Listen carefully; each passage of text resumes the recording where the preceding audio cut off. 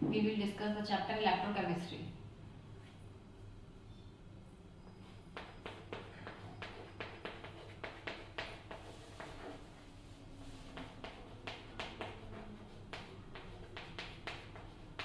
हमें सिर्फ फॉर्मूलेज ही करने हैं, हमें ज्यादा थ्योरी पर ध्यान नहीं देना है, हमें अपने फॉर्मूलेज ही कंप्लीट करने हैं। ओके, मैं वन शॉट तुम्हें वीडियो कराती हूँ electrochemistry.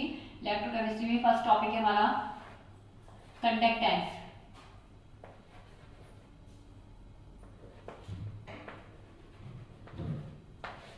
What is conductance? Conductance क्या होता है? कंडक्टेंस इज डिफाइंड, कंडक्टेंस किसको मेजर करता है? कंडक्टेंस मेजर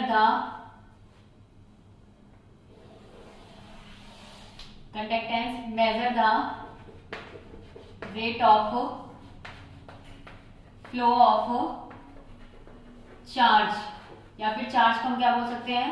करंट, और या फिर electricity. rate of flow of charge, current, electricity in a metallic wire,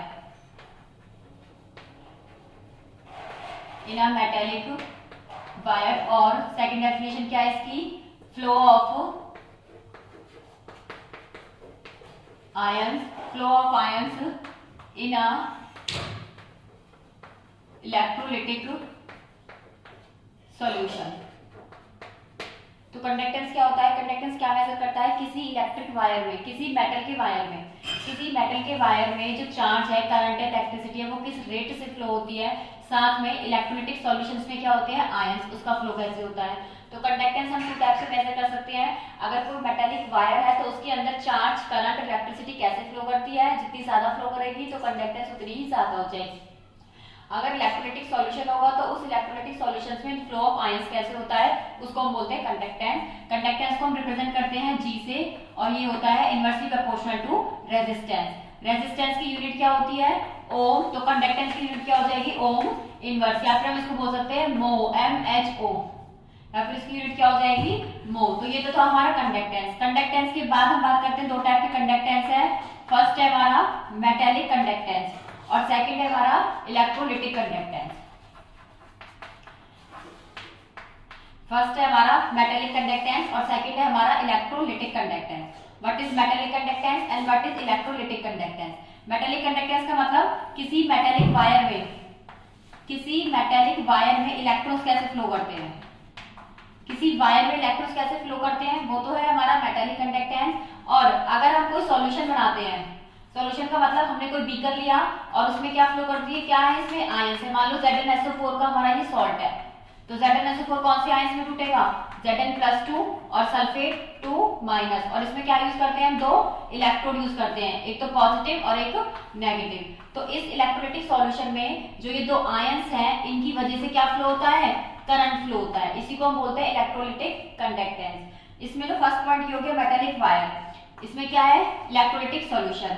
दूसरा, इसमें क्या होता है? Flow of electrons. इसमें किसका फ्लो होता है? इलेक्ट्रॉन्स का। सेकंड, इसमें किसका फ्लो होता है? Flow of ions. इसमें किसका फ्लो है? Flow of ions. थर्ड, क्या इसमें कोई केमिकल रिएक्शन होती है? नहीं, सिर्फ इलेक्ट्रॉन क्या करते हैं? वायर में ट्रांसफर होते हैं। तो नो केमिकल रिएक्शन। क्या कोई केमिकल रिएक्शन होती है? नहीं, कोई केमिकल रिएक्शन नहीं होती। बट अगर हम इसमें देखें तो इसमें कोई ना कोई केमिकल रिएक्शन होगी। अगर केमिकल्स हैं तो केमिकल रिएक्शन तो होगी, तो इसमें केमिकल रिएक्शन होती है।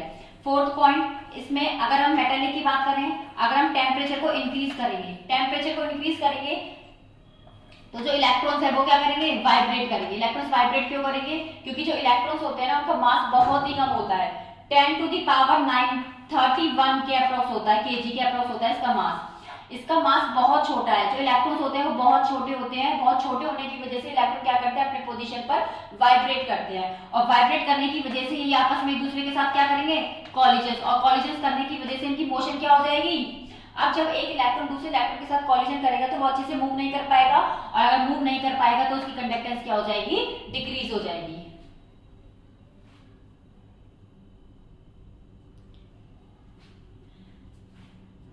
टेम्परेचर को जैसे ही इंक्रीज किया तो इलेक्ट्रॉन्स वाइब्रेट करने लग गए, क्योंकि इलेक्ट्रॉन का मास क्या है, बहुत ही कम है। इलेक्ट्रॉन अपनी पोजीशन पर क्या करेंगे, वाइब्रेट करेंगे। एक इलेक्ट्रॉन वाइब्रेट करा, दूसरा वाइब्रेट करेगा, तीसरा वाइब्रेट करेगा, जिसकी वजह से आपस में ये क्या करेंगे, कोलाइड करेंगे। कोलाइड करने की वजह से रेजिस्टेंस बढ़ेगा, और रेजिस्टेंस बढ़ने की वजह से जैसे रेजिस्टेंस इंक्रीज हुआ तो कंडक्टेंस क्या हो जाएगा, डिक्रीज हो जाएगा।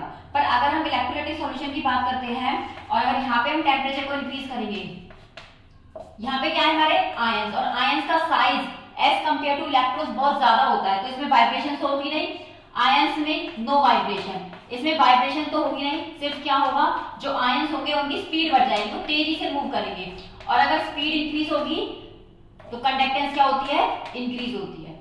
ठीक है, एक चीज याद रखना, कहीं पर भी कंडक्टेंस की बात आ जाए ना, तो जो कंडक्टेंस है ना वो दो फैक्टर से देखते हैं हम, एक तो स्पीड से और दूसरा नंबर से।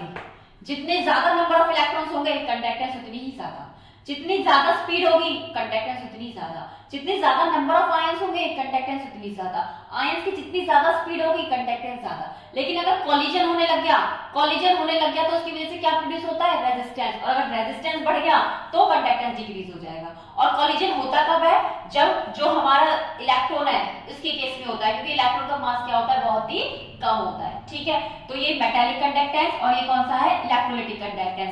मेटालिक कंडक्टेंस मतलब कि मेटालिक वायर में जो कंडक्टेंस होती है किसकी वजह से, फ्लो ऑफ इलेक्ट्रॉन की वजह से, जबकि electrolytic solution conductance due to a electrolytic solution, और ये किसकी वजह से होती है, फ्लो ऑफ आयंस की वजह से। इसमें कोई भी केमिकल रिएक्शन नहीं होती है, जबकि इसमें क्या होती है, केमिकल रिएक्शन।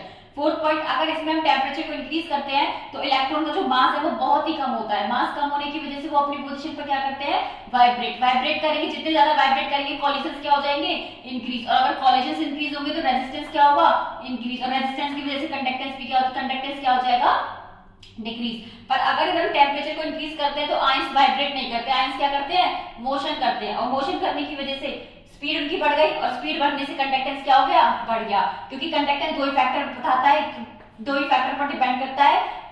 जो कंडक्टेंस की वैल्यू हम दो फैक्टर की वजह से देखते हैं, तो स्पीड और एक नंबर। अगर नंबर ज्यादा तो कंडक्टेंस ज्यादा, अगर स्पीड ज्यादा तो कंडक्टेंस ज्यादा। पर मेटालिक कंडक्टेंस को हमको नहीं पढ़ना है, क्योंकि ये फिजिक्स का टॉपिक है, वायर्स में इलेक्ट्रॉन की ट्रांसपोर्ट कैसे होता है। हमें ये पढ़ना है कि इलेक्ट्रॉन में जो भी करंट प्रोड्यूस होता है, जो भी कंडक्टेंस होती है, उसमें कौन कौन सी केमिकल रिएक्शंस होती है, ये टॉपिक है हमारे इंटरेस्ट का। ठीक है, फिर हम नेक्स्ट पढ़ते हैं, तो ये याद रखने हैं सारे पॉइंट, किसमें कौन सी कंडक्टेंस होती है। उसके बाद थर्ड, हमने फर्स्ट देखा कंडक्टेंस, सेकंड हमने देख लिया दोनों में डिफरेंस। कंडक्टेंस हमारी टू टाइप्स की है, मेटालिक और इलेक्ट्रोलाइटिक कंडक्टेंस। नेक्स्ट हमारा टॉपिक है फैक्टर्स। कौन कौन से फैक्टर्स हैं, factors on which conductance depend. कौन कौन से फैक्टर्स हैं जिन पर कंडक्टेंस डिपेंड करती है, कौन से फैक्टर्स हैं जिन पर कंडक्टेंस डिपेंड करती है। तो कौन से फैक्टर्स हैं जिन पर कंडक्टेंस डिपेंड करेगी, तो सबसे पहला फर्स्ट फैक्टर है हमारा टेम्परेचर। टेम्परेचर का मैंने बताया अभी, अगर टेम्परेचर को इंक्रीज करेंगे तो कंडक्टेंस क्या हो जाती है, इंक्रीज हो जाती है। क्यों, टेम्परेचर इंक्रीज किया, आयंस क्या करने लग गए, मूव करने लग गए, स्पीड बढ़ गई, और स्पीड बढ़ने से क्या बढ़ गया, कंडक्टेंस। उसके बाद बी, विस्कोसिटी। बस यही दो चीज देखो, स्पीड बढ़ेगी और नंबर बढ़ेंगे। विस्कोसिटी का मतलब होता है गाढ़ापन। अब हमें पता है अगर कोई लिक्विड बहुत ज्यादा विस्कस है तो उसमें जो आयंस की स्पीड है क्या वो ज्यादा होगी, नहीं होगी। एक हनी है हमारे पास और एक वाटर है, किसकी विस्कोसिटी ज्यादा है, कौन ज्यादा गाढ़ा होता है, हनी ज्यादा गाढ़ा है। और हनी की अगर हम बात करें और एक वाटर है, तो मैं विस्कोसिटी समझाना चाह रही हूँ, एक हनी है एक वाटर है, तो हनी क्या होता है, ज्यादा गाढ़ा है।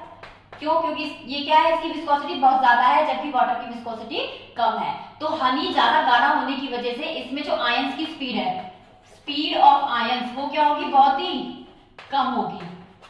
जबकि वाटर में स्पीड ऑफ आयन क्या होगी, ज्यादा। स्पीड ऑफ आयंस यहाँ पे क्या होगा, ज्यादा। तो इसीलिए विस्कोसिटी ज्यादा होने की वजह से कंडक्टेंस क्या होगी इसकी, कम, और इसकी कंडक्टेंस क्या होगी, ज्यादा। विस्कोसिटी जितनी ज्यादा होगी वो लिक्विड उतना ही गाढ़ा हो जाएगा और उसमें आयंस इतने अच्छे से मूव नहीं करेंगे। और अगर आयंस में मूवमेंट ही नहीं होगी, मोशन ही नहीं होगी, तो कंडक्टेंस क्या हो जाएगी, डिक्रीज हो जाएगी। ठीक है, सी थर्ड फैक्टर कौन सा है हमारा, फर्स्ट है टेम्परेचर पर कैसे डिपेंड करते हैं, सेकंड है हमारा विस्कोसिटी पर कैसे डिपेंड करते हैं, थर्ड है हमारा नेचर ऑफ इलेक्ट्रोलाइट, इलेक्ट्रोलाइट के नेचर पर कैसे डिपेंड करते हैं? इलेक्ट्रोलाइट के नेचर पर कैसे डिपेंड करते हैं? तो हमें पता है पहली बात तो इलेक्ट्रोलाइट होता क्या है। इलेक्ट्रोलाइट होता क्या है? इलेक्ट्रोलाइट हमारा वो सब्सटेंस है जो आयंस में डिसोसिएट होता है, डिसोसिएट इनटू आयंस। इलेक्ट्रोलाइट हमारा वो सब्सटेंस है जो किस में डिसोसिएट होता है? हमेशा आयंस में डिसोसिएट होता है, ठीक है। तो इलेक्ट्रोलाइट हमारा दो टाइप का है, एक तो है हमारा स्ट्रॉन्ग इलेक्ट्रोलाइट, स्ट्रॉन्ग इलेक्ट्रोलाइट, और दूसरा है हमारा वीक इलेक्ट्रोलाइट। फर्स्ट है हमारा स्ट्रॉन्ग इलेक्ट्रोलाइट और सेकंड है हमारा वीक इलेक्ट्रोलाइट। कंडक्टेंस कब ज्यादा होगी? एक तो है हमारे पास स्ट्रॉन्ग इलेक्ट्रोलाइट, एक तो है हमारे पास स्ट्रॉन्ग इलेक्ट्रोलाइट और एक है हमारे पास वीक इलेक्ट्रोलाइट। कंडक्टेंस किसमें ज्यादा होगी? तो देखो कंडक्टेंस देखने के हमारे पास दो फैक्टर है, एक तो स्पीड ज्यादा होनी चाहिए आयंस की, दूसरा नंबर ज्यादा होना चाहिए। स्ट्रॉन्ग इलेक्ट्रोलाइट हमारा वो इलेक्ट्रोलाइट होता है जो 100% डिसोसिएट होता है। स्ट्रॉन्ग इलेक्ट्रोलाइट हमारा वो इलेक्ट्रोलाइट होता है जो 100% डिसोसिएट होता है, जबकि वीक इलेक्ट्रोलाइट 100% डिसोसिएट नहीं होता, ये बहुत कम डिसोसिएट होता है, 100% से बहुत कम डिसोसिएट होता है, ठीक है। जो इलेक्ट्रोलाइट जितना ज्यादा डिसोसिएट होगा उतने ज्यादा क्या बनेंगे? आयंस बनेंगे। तो नंबर ऑफ आयंस बनने वाले इसमें क्या होंगे? ज्यादा होंगे, जबकि इसमें नंबर ऑफ आयंस क्या होंगे? कम होंगे। इसमें नंबर ऑफ आयंस क्या हो जाएंगे? कम हो जाएंगे। और अगर नंबर ऑफ आयंस ज्यादा होंगे तो कंडक्टेंस भी क्या होगी? ज्यादा, और इसमें कंडक्टेंस क्या होगी? कम होगी, ठीक है। तो नेचर ऑफ इलेक्ट्रोलाइट, अगर स्ट्रॉन्ग इलेक्ट्रोलाइट है तो कंडक्टेंस ज्यादा होगी, लेकिन अगर वीक इलेक्ट्रोलाइट है तो कंडक्टेंस क्या होगी? कम होगी। अब इसका एक एग्जांपल, जैसे कि HCl और CH3COOH, सबको पता है HCl एक स्ट्रॉन्ग एसिड है और CH3COOH एक वीक एसिड है। ये एक स्ट्रॉन्ग इलेक्ट्रोलाइट है, ये एक वीक इलेक्ट्रोलाइट है। तो स्ट्रॉन्ग इलेक्ट्रोलाइट आयंस में ज्यादा टूटेगा, ज्यादा आयंस बनेंगे तो कंडक्टेंस भी क्या होगी? ज्यादा होगी, जबकि वीक एसिड कम टूटेगा तो कम आयंस बनेंगे तो कंडक्टेंस भी क्या हो जाएगी? स्ट्रॉन्ग और वीक इलेक्ट्रोलाइट, अगर स्ट्रॉन्ग होगा तो ज्यादा नंबर ऑफ आयंस बनेंगे तो कंडक्टेंस ज्यादा होगी, अगर वीक इलेक्ट्रोलाइट होगा तो वो कम टूटेगा, आयंस कम बनाएगा तो कंडक्टेंस कम होगी। उसके बाद डी फैक्टर कौन सा है? डी फैक्टर है इंपॉर्टेंट, ये बहुत इंपॉर्टेंट फैक्टर है। Conductance is directly proportional to size by charge ratio, size by charge of ions, size by charge of ions, size by charge of ions। कैसे? Dominating factor कौन सा है इनमें से? अगर दोनों ही दे रखे हैं और दोनों ही चेंज हो रहे हैं, किसी भी आयन का साइज भी चेंज हो रहा है, चार्ज भी चेंज हो रहा है, तो सबसे पहले फैक्टर डोमिनेटिंग कौन सा है? चार्ज। डोमिनेटिंग फैक्टर कौन सा है यहाँ पे? चार्ज। सबसे पहले कौन सा फैक्टर देखेंगे? चार्ज। यहाँ पे चार्ज है। फॉर एग्जाम्पल, इंपॉर्टेंट है ये, for example Li plus Mg2 plus Al plus 3, उसके बाद जिरकोनियम प्लस 4, उसके बाद जिरकोनियम प्लस 4, ठीक है। अब देखो, जितना ज्यादा चार्ज होगा कंडक्टेंस उतनी ही कम होगी, जितना ज्यादा चार्ज होगा कंडक्टेंस उतनी ही कम होगी। तो सबसे ज्यादा चार्ज किस पर है? जिरकोनियम। सबसे कम चार्ज किस पर है? लिथियम। जितना ज्यादा चार्ज होगा कंडक्टेंस उतनी ही कम होगी, चार्ज कम होगा तो कंडक्टेंस ज्यादा होगी। तो सबसे कम चार्ज किस पर है? लिथियम पर है। कितना? सिर्फ +1, तो इसकी कंडक्टेंस सबसे ज्यादा, उसके बाद +2 और उसके बाद +3 ही ऑर्डर हो जाएगा। ये याद रखना है तुम्हें। और ये होता किसकी वजह से? हाइड्रेशन की वजह से। ये किसकी वजह से होता है? हाइड्रेशन। कभी भी अगर हम कंडक्टेंस देखते हैं, किसके लिए देखते हैं? आयंस के लिए। और आयंस हमेशा किसमें प्रेजेंट होते हैं? हाइड्रेटिंग सॉल्यूशन में। आयंस हमेशा किसमें प्रेजेंट होते हैं? हाइड्रेटिंग सॉल्यूशन में। यहाँ पर चार्ज सबसे कम है, चार्ज जितना कम होगा कंडक्टेंस उतनी ही ज्यादा होगी, तो इसलिए इसकी कंडक्टेंस ज्यादा है। अब मैं तुम्हें रीजन बता देती हूँ कि इसका रीजन क्या है। इसका फैक्टर लगता है इसमें हाइड्रेशन, क्योंकि हमेशा जो हम कंडक्टेंस देखते हैं ना, हमेशा जो हम कंडक्टेंस देखेंगे ना, वो किस में देखेंगे? हाइड्रेटिंग सॉल्यूशन में देखेंगे, मतलब वाटर और वाटर के आयंस तो उसमें हमेशा प्रेजेंट होंगे। मान लो हमने कोई सॉल्यूशन लिया, ठीक है, वाटर का सॉल्यूशन है, कोई सॉल्यूशन है वाटर का जिसमें वाटर के मॉलिक्यूल्स प्रेजेंट है, साथ में हमने उसमें क्या डाल दिया? जिरकोनियम और डाल दिया। जिरकोनियम कितना चार्ज है? +1, जिरकोनियम और डाल दिया। जितना ज्यादा पॉजिटिव चार्ज, जिरकोनियम पर पॉजिटिव चार्ज होता है +4, तो इसका साइज मान लो इतना है, ठीक है। उसके बाद एल्यूमिनियम का साइज थोड़ा सा बड़ा हो जाएगा इससे, एल्यूमिनियम का साइज कितना है +3 है। उसके बाद मैग्नीशियम का साइज थोड़ा सा और बड़ा हो जाएगा, ये क्या हो जाएगा मैग्नीशियम +2। फिर है लिथियम का साइज, लिथियम थोड़ा सा और बड़ा हो जाएगा, lithium +1।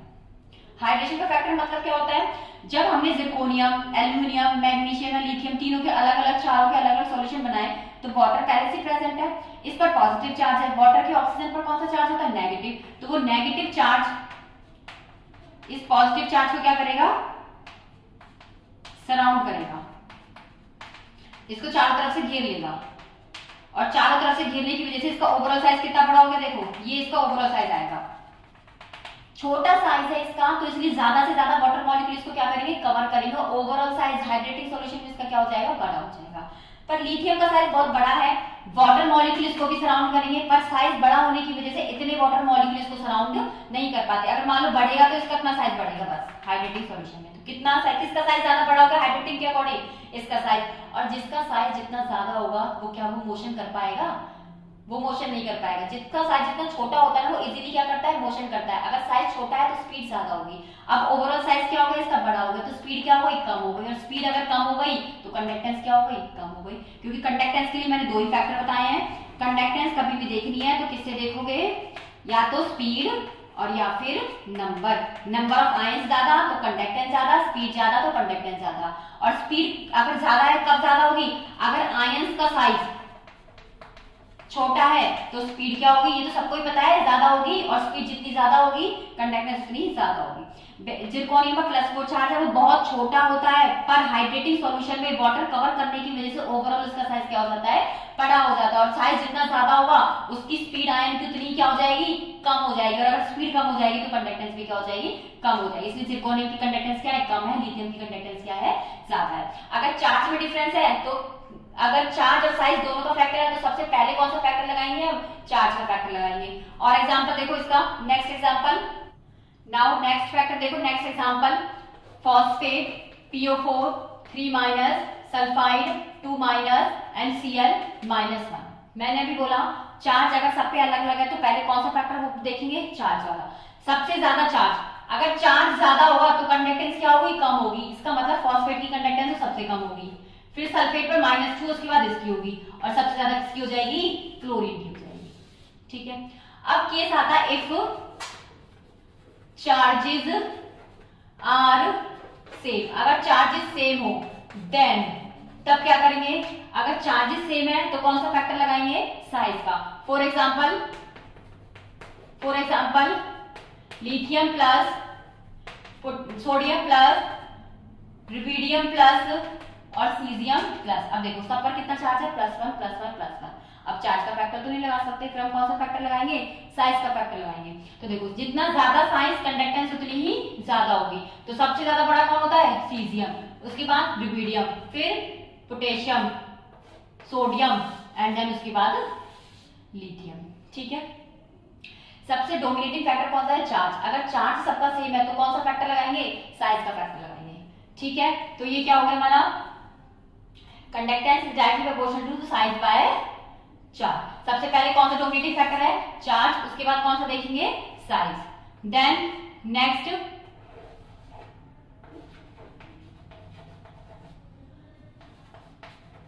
Conductance of weak acid and base, weak acid और बेस की कंडक्टेंस कैसे देखेंगे, तो वीक एसिड या फिर वीक बेस की कंडक्टेंस डायरेक्टली प्रोपोर्शनल होगी, अगर एसिड होगा तो उसकी एसिडिटी और बेस होगा तो बेसिसिटी। अगर हमें कंडक्टेंस देखनी है वीक एसिड और वीक बेस की, तो वीक एसिड की कंडक्टेंस किस पर डिपेंड करती है डायरेक्टली प्रोपोर्शनल टू एसिडिटी, और weak base is directly proportional to basicity. Acidity और basicity for example HCOOH formic acid और एक है हमारे पास एसिटिक एसिड, दोनों ही क्या है हमारे वीक एसिड, ये भी वीक एसिड है और एसिटिक एसिड भी क्या है, वीक है। वो डिपेंड करती है उसकी एसिडिटी और बेसिसिटी पर। कौन ज्यादा एसिड है, H फॉर्मिक एसिड और एक एसिटिक एसिड। फॉर्मिक एसिड और एसिटिक एसिड में कौन जल्दी आयन रिलीज करता है, फॉर्मिक एसिड। ये क्या है, इसकी एसिडिटी ज्यादा है as compare to acetic acid, ठीक है। For example HCOOH, CH3, COOH and C6H5 COOH, ये तीनों ही क्या है, वीक एसिड है। पर कौन जल्दी H प्लस आयन रिलीज करेगा, सबसे ज्यादा एसिडिटी किसकी होगी, तो देखो ये तो है फॉर्मिक एसिड, ये है एसिटिक एसिड और ये है बेंजोइक एसिड। सबसे ज्यादा एसिडिटी होती है इसकी, तो सबसे ज्यादा कंडक्टेंस BC की होगी। उसके बाद फर्स्ट नंबर पर फॉर्मिक एसिड, उसके बाद सेकंड नंबर पर बेंजोइक और थर्ड नंबर पर कौन है, एसिटिक एसिड। इन तीनों में सबसे जल्दी H प्लस कौन रिलीज करता है, फॉर्मिक एसिड। तो एसिडिटी ज्यादा और एसिडिटी ज्यादा, तो सबसे ज्यादा कंडक्टेंस इसी की होगी। उसके बाद कौन H प्लस आयन रिलीज करता है, बेंजोइक एसिड, और H प्लस आयन रिलीज करेगा तो कंडक्टेंस ज्यादा ही होगी। और ये सबसे लास्ट में आएगा क्योंकि इसकी जो H प्लस आयन है वो सबसे लास्ट में रिलीज होंगे, तो इसकी एसिडिटी इन तीनों के कंपैरिजन में सबसे कम है, और एसिडिटी कम है तो कंडक्टेंस भी क्या हो जाएगी, कम हो जाएगी, ठीक है। तो ये किसके लिए है, वीक एसिड और वीक बेस। हमारा नेक्स्ट टॉपिक है कंडक्टिविटी। नेक्स्ट टॉपिक है हमारा कंडक्टिविटी। नेक्स्ट टॉपिक है हमारा conductivity. What is conductivity, what is conductivity. Conductivity और कंडक्टेंस में डिफरेंस क्या है, देखो हमने पूरा सॉल्यूशन बनाया इलेक्ट्रोलाइटिक सॉल्यूशन, उस पूरे सॉल्यूशन में कितने नंबर ऑफ आयंस हैं, कितनी उनकी स्पीड है, उसकी वजह से क्या होती है, कंडक्टेंस। पूरे सॉल्यूशन की वजह से होती है कंडक्टेंस। पर उस पूरे सॉल्यूशन में 1 सेंटीमीटर क्यूब अगर हम वॉल्यूम की बात करें तो उसमें कितने नंबर ऑफ आयंस हैं, उसकी कितनी कंडक्टेंस है, वो कहलाती है कंडक्टिविटी। देखो हमने मान लो कोई सॉल्यूशन बनाया, ठीक है, हमने कोई सॉल्यूशन बनाया, कोई सॉल्यूशन है ये, ठीक है, मान लो 10 सेंटीमीटर क्यूब का हमने कोई सॉल्यूशन बनाया, 10 सेंटीमीटर क्यूब, इसका वॉल्यूम कितना, 10 सेंटीमीटर क्यूब। इसमें आयंस प्रेजेंट है, हमने सॉल्यूशन बनाया है और इसमें क्या प्रेजेंट है, आयंस प्रेजेंट है। इन आयंस की वजह, पूरा सॉल्यूशन है ये, पूरे सॉल्यूशन में आयंस है, उनकी स्पीड है, उसकी वजह से तो क्या होगी, conductance. Rate of flow of ions in whole solution is known as conductance. But अगर मैं इसमें से 1 सेंटीमीटर क्यूब वॉल्यूम ले लूं, सिर्फ 1 सेंटीमीटर क्यूब, ये वाला पार्ट ले लिया, इसमें कितने आयंस है, मैंने सिर्फ 1 सेंटीमीटर क्यूब वॉल्यूम लिया, इस 1 सेंटीमीटर क्यूब में कितने आयंस हैं, उनकी वजह से जो कंडक्टेंस है उसको मैं बोलूंगी कंडक्टिविटी। पूरे सॉल्यूशन के आयंस की वजह से जो कंडक्टेंस है वो तो हो गई भाई सिंपल कंडक्टेंस, बट उस पूरे वॉल्यूम में 1 सेंटीमीटर क्यूब अगर मैं ले लूं, उस 1 सेंटीमीटर क्यूब की वजह से कितनी कंडक्टेंस है, वो कहलाती है कंडक्टिविटी, ठीक है। और कंडक्टिविटी को रिप्रेजेंट किया जाता है कपा से, और ये होता है inversely proportional to resistivity. Kappa is equal to 1 by resistivity. Resistivity का R इज इक्वल टू होता है rho L by A। R is equal to rho L by A। यहां से एक फॉर्मूला आता है, conductance is equal to conductivity और G star.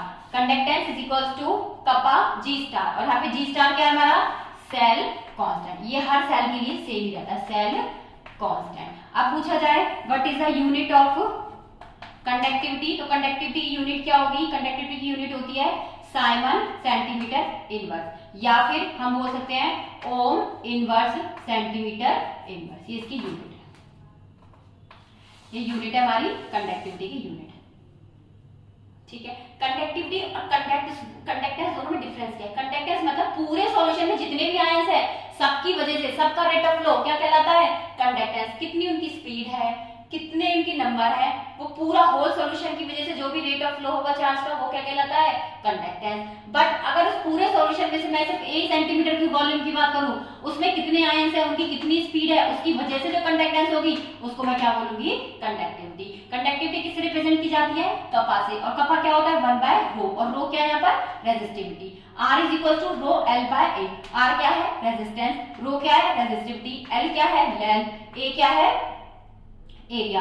एक और फॉर्मूला है conductance is equal to kappa into cell constant, और सेल कांस्टेंट की यूनिट क्या होती है, देखो सेल कांस्टेंट का फॉर्मूला होता है L बाय A, और इसकी यूनिट होती है सेंटीमीटर इनवर्स, ठीक है। और कंडक्टिविटी की यूनिट पूछी जाए तो साइमन सेंटीमीटर इनवर्स या फिर ओम इनवर्स सेंटीमीटर। कंडक्टेंस है हम दो टाइप के पढ़ते हैं, एक तो है हमारा मोलर कंडक्टेंस और दूसरा है हमारा इक्विवेलेंट कंडक्टेंस। ये है हमारा molar conductance lambda m, molar conductance. Molar conductance, जो कंडक्टेंस है हमें टू टाइप की हो सकती है, मोलर और एक होगी हमारी इक्विवेलेंट। मोलर कंडक्टेंस और एक होती है इक्विवेलेंट कंडक्टेंस। ठीक है, दोनों में डिफरेंस क्या है? मोलर कंडक्टेंस का मतलब है, इसका मतलब क्या है, जब हम कंसंट्रेशन को फिक्स कर देते हैं 1 मोलर, कंसंट्रेशन कितनी फिक्स हो गई 1 मोलर, और यहाँ कितनी फिक्स कर दी हमने 1 नॉर्मल। हमने सॉल्यूशन चैप्टर में पढ़ा है ना नॉर्मेलिटी और मोलैरिटी। अब हमने अगर कंडक्टेंस वाले सॉल्यूशन में कंसंट्रेशन फिक्स कर दी, आयंस की कितनी होगी 1 मोलर और यहाँ पे कितनी होगी 1 नॉर्मल। उस टाइम पर जो भी कंडक्टेंस आएगी उसको हम बोलेंगे मोलर कंडक्टेंस, और अगर 1 नॉर्मल सॉल्यूशन होगा तो उसकी कंडक्टेंस को क्या बोलेंगे इक्विवेलेंट कंडक्टेंस। ए हमने कोई सॉल्यूशन बनाया उसमें नंबर ऑफ आयंस है, ठीक है, नंबर ऑफ आयंस की अगर हमने कंसंट्रेशन फिक्स कर दी कितनी 1 मोलर, तो उस 1 मोलर कंसंट्रेशन की वजह से जो भी कंडक्टेंस आएगी उसको हम बोलेंगे मोलर कंडक्टेंस। और अगर हमने कंसंट्रेशन को फिक्स कर दिया, मान लो हमने सॉल्यूशन में कोई beaker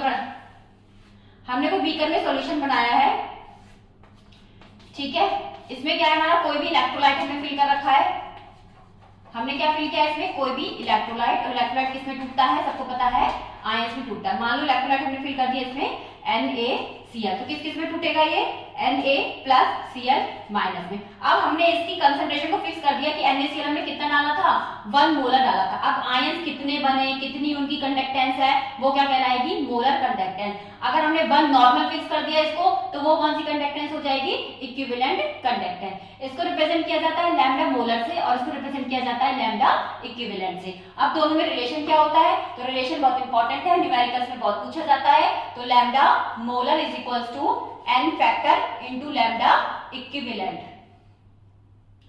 lambda molar is equals to n into lambda equivalent. अब इधर n क्या है, n हो जाएगा यहाँ पे n फैक्टर, और n फैक्टर की वैल्यू क्या होती है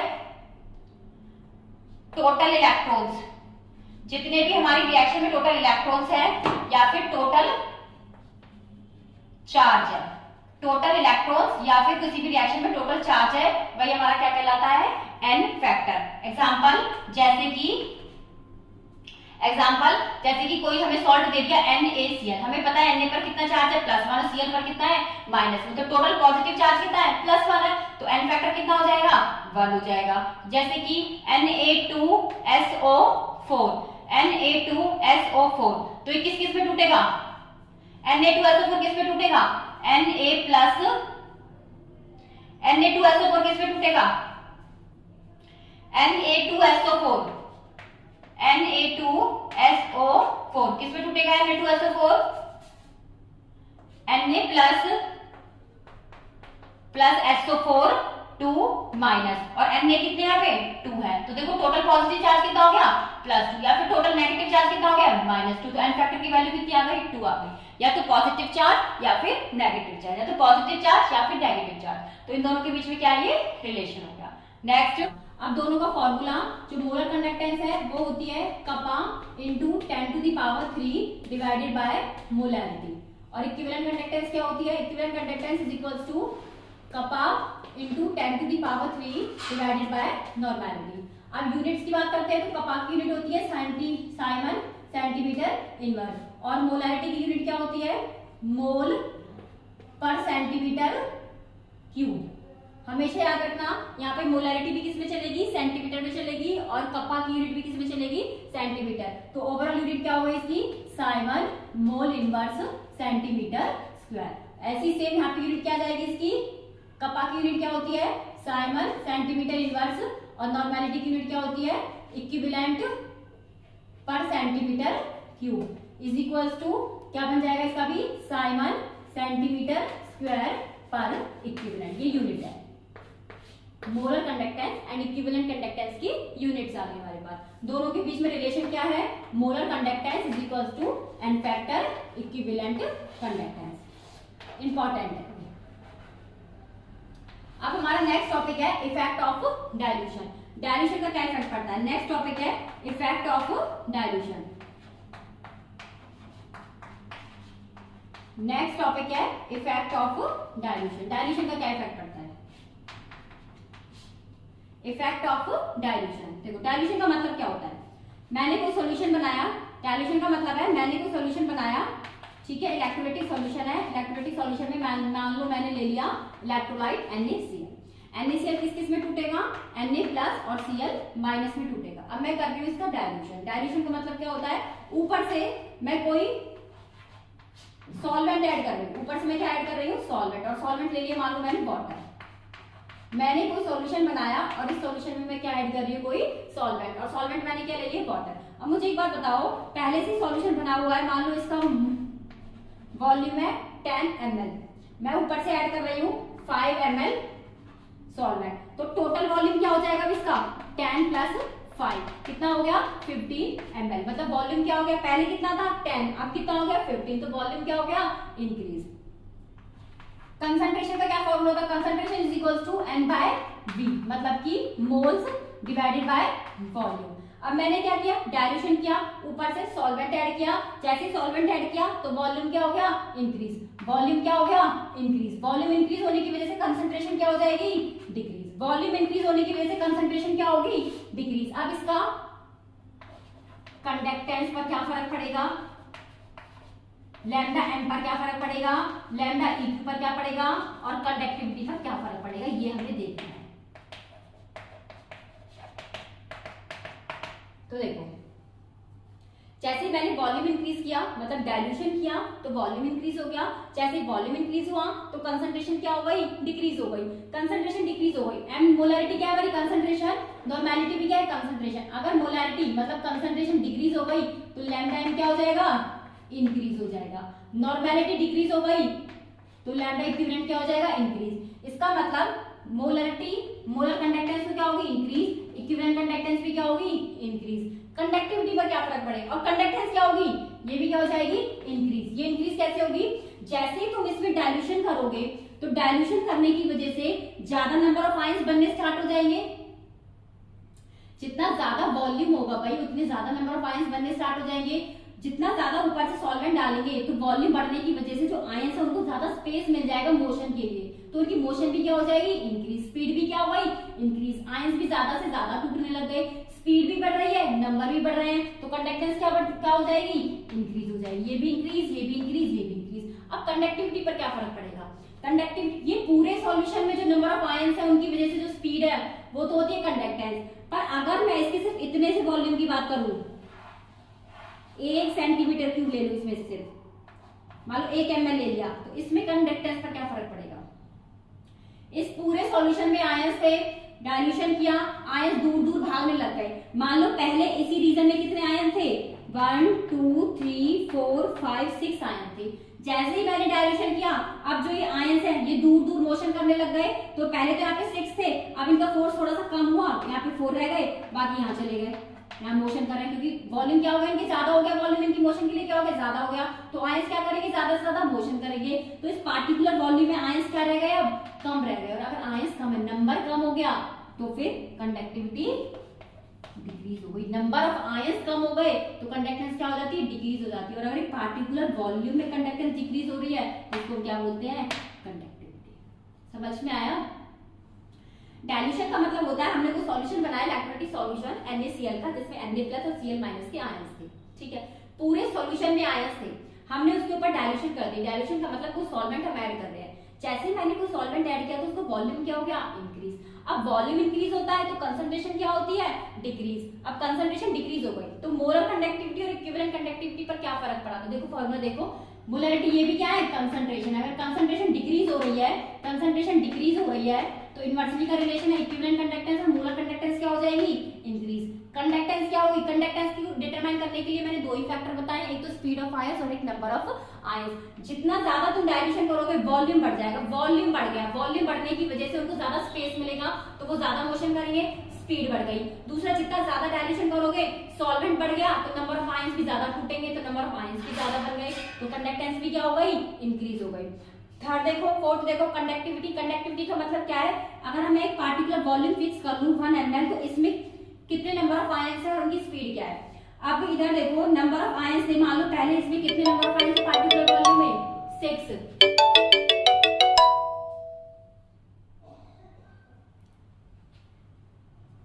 कंडक्टिविटी पर क्या फर्क पड़ेगा? तो पहले इस पार्टिकुलर वॉल्यूम में मान लो कितने आयन थे? 6 थे। जैसे ही मैंने डाइल्यूशन किया तो वो क्या करेंगे? मोशन करेंगे, उनके पास स्पेस ज्यादा है। तो अब इस छोटे से वॉल्यूम में कितने रह गए पार्टिकल? 4 रह गए, बाकी सब मोशन करके दूर दूर भाग गए। तो नंबर ऑफ आयंस क्या रह गए इस पार्टिकुलर वॉल्यूम में? कम। और नंबर ऑफ आयंस कम रहते हैं तो कंडक्टेंस क्या हो जाती है? डिक्रीज हो जाती है। और वो कंडक्टेंस जो पार्टिकुलर वॉल्यूम के लिए डिटरमाइन करते हैं उसी को क्या बोलते हैं? कंडक्टिविटी। तो कंडक्टिविटी क्या हो गई? ओवरऑल डिक्रीज हो गई। ठीक है, ये इंपॉर्टेंट फैक्टर है, याद रखना, इफेक्ट ऑफ द डाइल्यूशन। अब हम डाइल्यूशन का इफेक्ट पढ़ेंगे strong electrolyte and weak electrolyte दोनों पढ़ेंगे। स्ट्रॉन्ग इलेक्ट्रोलाइट पर कैसे फर्क पड़ता है? स्ट्रॉन्ग इलेक्ट्रोलाइट,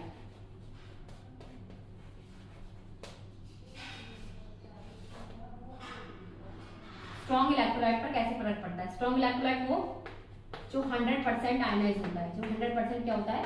आयनाइज होता है। एक बार में कितना आयनाइज हो जाता है? 100% आयनाइज हो जाएगा नंबर ऑफ आयंस को कंप्लीट करके। ठीक है, इसके लिए आई थी डेबे हक्कल ओनसागर इक्वेशन। डेबे हक्कल ओनसागर इक्वेशन। डेबे हक्कल ओनसागर इक्वेशन के अकॉर्डिंग क्या इक्वेशन थी? Lambda m at any concentration is equal to lambda m at infinite dilution minus b under root c।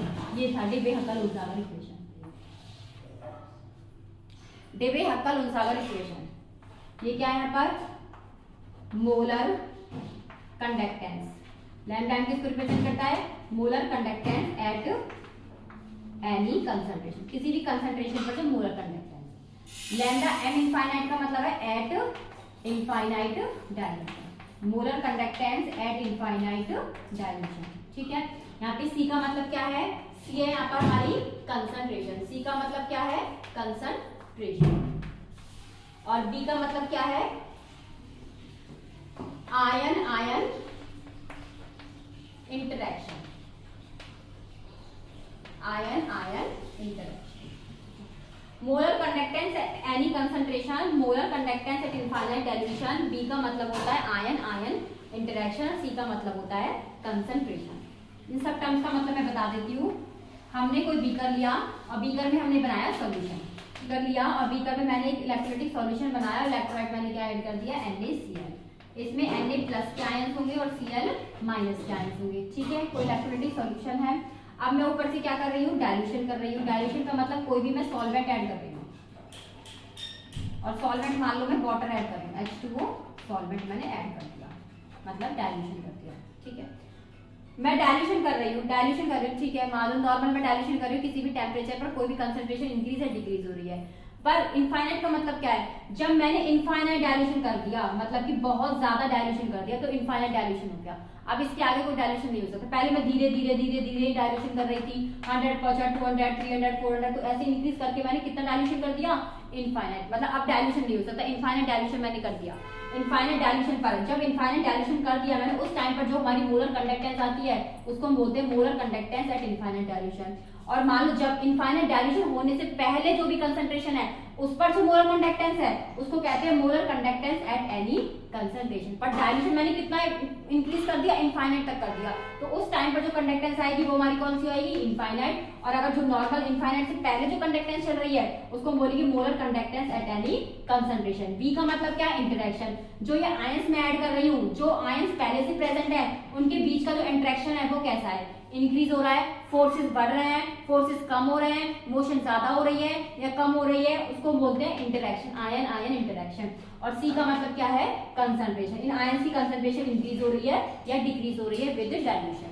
अब इसका ग्राफ बनाते हैं। तो ग्राफ कैसे? अगर मैं फॉर्मूला लिखती हूँ, molar conductance at any concentration is equal to molar conductance at infinite dilution minus B under root C. और इसका ग्राफ बनाती हूँ। ग्राफ कैसे बनेगा? मान लो ये है y, ये C plus minus M F, और ये किसकी इक्वेशन है? Straight line. ये किसकी इक्वेशन है? स्ट्रेट लाइन की इक्वेशन है। इसमें जो m है वो किसको रिप्रेजेंट करता है? स्लोप। जो C है वो किसको रिप्रेजेंट करता है? इंटरसेप्ट। जो C है वो किसको रिप्रेजेंट करता है? इंटरसेप्ट। तो अगर इसका ग्राफ बनाएंगे तो y एक्सिस पर क्या है? y एक्सिस पर क्या है हमारा?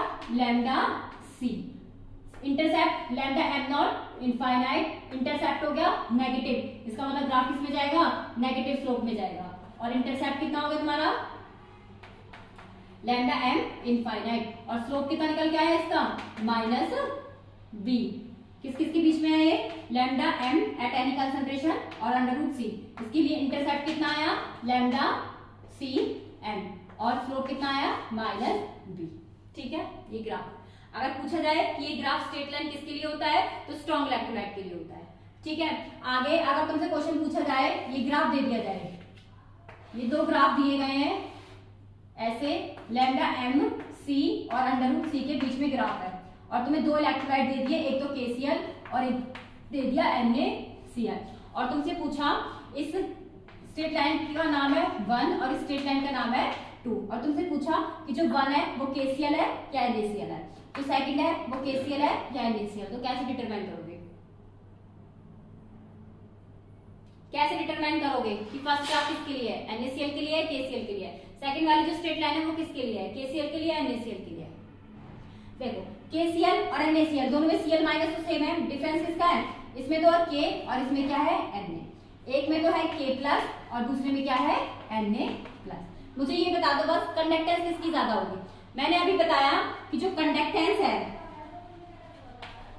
Is directly proportional to size by charge, conductance is directly proportional to size by charge. सबसे पहले कौन सा फैक्टर देखते हैं, charge, K plus Na plus, दोनों पे पॉजिटिव चार्ज क्या है, सेम है +1, अगर चार्ज सेम है तो कौन सा फैक्टर लगाते हैं, साइज का, एक K प्लस है एक Na प्लस है, किसका साइज बड़ा है, पोटेशियम, अगर पोटेशियम का साइज ज्यादा है तो उसकी कंडक्टेंस भी क्या होगी, ज्यादा, तो पोटेशियम की कंडक्टेंस ज्यादा है as compare to Na plus. अगर पोटेशियम की कंडक्टेंस ज्यादा है तो देखो ये कंडक्टेंस ही तो है, ये ज्यादा वैल्यू है ये कम वैल्यू, तो ज्यादा वैल्यू कौन सी ग्राफ की है, 1 की, और किसका होना चाहिए, KCl, तो फर्स्ट ग्राफ किसका है, KCl, और सेकंड ग्राफ किसका है, NaCl का है। ठीक है, तो अगर ग्राफ दे दिया जाए लैम्डा m और अंडर रूट c के बीच में और स्ट्रेट लाइन का ग्राफ हो तो वो किसके लिए होता है, स्ट्रॉन्ग इलेक्ट्रोलाइट के लिए होता है। और स्ट्रॉन्ग इलेक्ट्रोलाइट में भी अगर 2 3 4 कितनी भी स्ट्रेट लाइन तुम्हें दे दी जाए तो कैसे डिस्टिंग्विश करोगे, जिसकी कंडक्टेंस ज्यादा है उसका ग्राफ ऊपर आएगा, जिसकी कंडक्टेंस कम है उसका ग्राफ नीचे आएगा।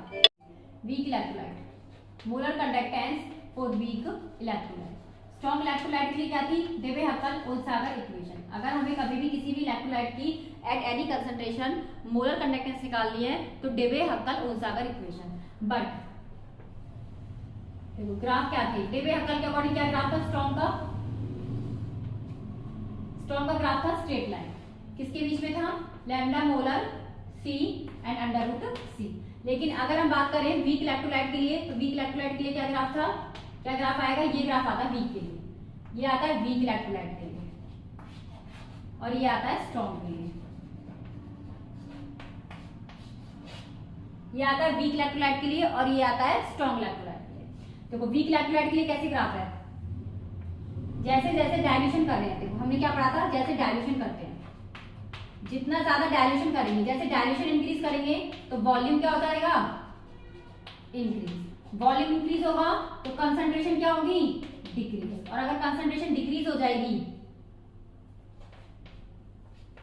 तो हमारी मोलर कंडक्टेंस और इक्विवेलेंट कंडक्टेंस क्या होती है, इंक्रीज। ये मैंने अभी बताया थोड़ी देर पहले, पूरा चार्ट बताया है, डायल्यूशन जितना ज्यादा होगा वॉल्यूम इतना ज्यादा होगा, वॉल्यूम ज्यादा होगा तो कंसंट्रेशन कम हो जाएगी, कम करने की वजह से molar conductance and equivalent conductance दोनों क्या हो गए, इंक्रीज हो गए। ठीक है, स्ट्रॉन्ग इलेक्ट्रोलाइट और वीक इलेक्ट्रोलाइट दोनों के लिए इंक्रीज होते हैं, but the increment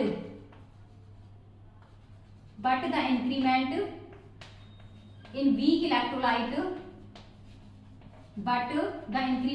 weak electrolyte is more than strong electrolyte।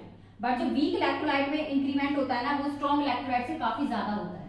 क्यों होता है, डायल्यूशन इंक्रीज होगा तो हमने देखा डायल्यूशन इंक्रीज होने से वॉल्यूम क्या हो गया, इंक्रीज हो गया। ठीक है, पहले कम वॉल्यूम था अब ज्यादा वॉल्यूम हो गया, पहले कम वॉल्यूम था अब ज्यादा वॉल्यूम हो गया, कम वॉल्यूम में आयंस की मोशन कम थी, वॉल्यूम जब ज्यादा हो गया तो आयंस की मोशन क्या हो जाएगी, ज्यादा हो जाएगी, तो स्पीड ऑफ द आयंस क्या हो गई, वॉल्यूम ज्यादा होने से स्पीड ऑफ द आयंस क्या हो गई, ज्यादा हो गई। ठीक है, साथ में नंबर ऑफ आयंस भी क्या हो गए, ज्यादा हो गए। बट किसके लिए, वीक के लिए, किसके लिए, वीक के लिए। क्योंकि अगर हम स्ट्रॉन्ग इलेक्ट्रोलाइट की बात करते हैं, फॉर स्ट्रॉन्ग इलेक्ट्रोलाइट, अगर हम स्ट्रॉन्ग इलेक्ट्रोलाइट की बात करेंगे तो स्ट्रॉन्ग इलेक्ट्रोलाइट तो एक ही बार में 100% डिसोसिएट हो सकता है। स्ट्रॉन्ग इलेक्ट्रोलाइट तो एक ही बार सॉल्यूशन में हमने डाला, जैसे कि देखो मैं 2 बीकर बना देती हूँ, 2 बीकर है, ये इलेक्ट्रोलाइटिक सॉल्यूशन है, मैंने इसमें कोई स्ट्रॉन्ग इलेक्ट्रोलाइट ले रखा है जैसे कि HCl। दूसरा बीकर है, मैंने इसमें एक वीक इलेक्ट्रोलाइट ले रखा है जैसे कि CH3COOH। जैसे ही मैंने इसमें डाइल्यूशन किया, इसमें मैं मान लो वाटर ऐड कर रही हूँ, इसमें भी मैं ऊपर से क्या ऐड कर रही हूँ, वाटर ऐड कर रही हूँ। वाटर इंक्रीज करने की वजह से इसका वॉल्यूम क्या हो गया, इंक्रीज। तो आयंस पहले यहाँ थे, इतने पास पास थे, इंटरेक्शन थोड़ा ज्यादा था, जैसे ही वॉल्यूम इंक्रीज किया तो मोशन बढ़ गई, अब आयंस क्या हो गए, थोड़े सेपरेट होने लग गए, मोशन उनकी स्पीड उनकी बढ़ गई, तो स्पीड बढ़ गई, स्पीड बढ़ी, बिल्कुल ठीक है। क्या नंबर ऑफ आयंस भी बढ़े, नहीं। डाइल्यूशन की वजह से स्ट्रॉन्ग इलेक्ट्रोलाइट के नंबर ऑफ आयंस नहीं बढ़ते, क्योंकि स्ट्रॉन्ग इलेक्ट्रोलाइट तो जैसे ही तुमने एक बार वाटर में डाला था ना, ये 100% कभी डिसोसिएट हो गया। अब आगे से चाहे तुम कितना भी वाटर ऐड कर लो, कितना भी डाइल्यूशन करो, अब नहीं टूटेगा, ये 100% टूट चुका ना एक ही बार। जब तुमने ये सॉल्यूशन बनाया था बीकर में, तभी HCl 100% टूट चुका था। अब ऊपर से चाहे तुम कितना भी एसिड ऐड कर लो, चाहे कितना भी वाटर ऐड कर लो, अब डिसोसिएशन नहीं होगा, सिर्फ क्या बढ़ेगी, स्पीड बढ़ेगी। तो डिसोसिएशन, नंबर ऑफ आयंस नहीं बढ़ेंगे। पर अगर वीक की बात करते हैं तो मान लो तुमने 100% सॉल्यूशन बनाया है, तो स्पीड और डिसोसिएशन दोनों में से कौन सा फैक्टर होगा। वीक इलेक्ट्रोलाइट क्या होता है, जब तुमने सॉल्यूशन बनाया था तो ये मान लो कितना टूटा, 80% टूटा। अब तुम और सॉल्यूशन और इलेक्ट्रोलाइट और क्या ऐड कर रहे हो, इसमें डाइल्यूशन कर रहे हो, सॉल्वेंट ऐड कर रहे हो, तो डिसोसिएशन अब कितना हो गया, मान लो 95% हो गया। तो नंबर ऑफ आयंस बढ़ गए, डिसोसिएशन बढ़ गया। पर अगर स्पीड की बात करेंगे, स्पीड तो दोनों में इंक्रीज होगी, जब डिसोसिएशन बढ़ेगा तो दूर दूर तक वो भागेंगे। तो इसमें तो स्पीड भी बढ़ रही है, डिसोसिएशन भी बढ़ रहा है, जबकि इसमें सिर्फ क्या बढ़ रही है, स्पीड। इसमें दोनों फैक्टर इंक्रीज हो रहे हैं, तो इसकी जो कंडक्टेंस होगी वो ज्यादा बढ़ेगी, इसकी जो कंडक्टेंस होगी वो कम बढ़ेगी। The increment in the weak electrolyte is more than strong. Weak electrolyte में इंक्रीमेंट ज्यादा होता है डाइल्यूशन की वजह से, क्योंकि उसमें स्पीड भी बढ़ती है, डिसोसिएशन भी बढ़ता है। लेकिन अगर हम बात करें इसमें, तो इसमें सिर्फ और सिर्फ स्पीड बढ़ती है, डिसोसिएशन नहीं होता है। तो ये रीजन है। अगर पूछ लिया जाए कि वीक इलेक्ट्रोलाइट और स्ट्रॉन्ग इलेक्ट्रोलाइट में अगर डाइल्यूशन करते हैं तो किसमें जल्दी इंक्रीमेंट होता है कंडक्टेंस में, तो किसमें जल्दी होता है, वीक इलेक्ट्रोलाइट में। और इसका रीजन क्या है, क्योंकि स्पीड भी बढ़ती है आयंस की और डिसोसिएशन भी बढ़ता है। हमारा डिबे हल्का लोलसाकर था, उसकी इक्वेशन क्या थी, lambda M C equal to lambda M infinite minus B under root C. इस इक्वेशन के थ्रू हम ये कैलकुलेट कर रहे हैं, ये कैलकुलेट कर रहे हैं, ये कैलकुलेट कर रहे हैं, बट ये कैलकुलेट नहीं हो पा रहा था, ये कैलकुलेट नहीं हो पा रहा था। तो हमारे लिए फिर कौन सा लॉ आया, कोलरॉश लॉ। फिर कौन सा लॉ आया, कोलरॉश लॉ।